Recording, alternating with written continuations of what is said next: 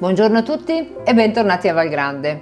Oggi sono qua, non sono fuori all'aperto perché l'attività di un agriturismo è fatta di momenti all'aperto, ma anche momenti dedicati al contatto con i nostri clienti. I nostri clienti, o meglio i nostri potenziali clienti, che hanno bisogno di conoscere le nostre offerte, hanno bisogno di conoscere le nostre proposte.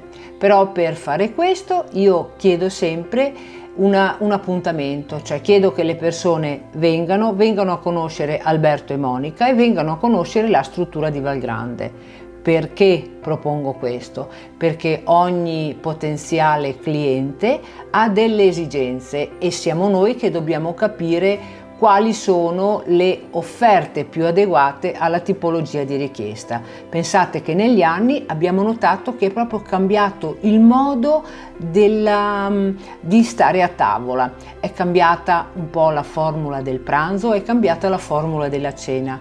Adesso con la bella stagione le persone ci chiedono pranzi sfiziosi che prevedano magari tutta una serie di piccole portate, quasi una sorta di grande antipasto. Altre richieste sono quelle di un primo con i prodotti stagionali, accanto ovviamente alle proposte che noi potremo fare, che sono quelle di un menù classico.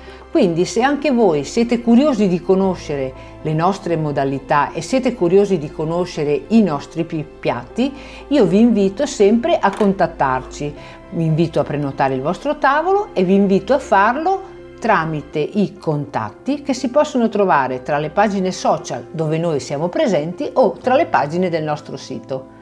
Per il momento io continuo a rispondere alle richieste dei nostri ospiti e vi auguro una buona settimana. Ciao!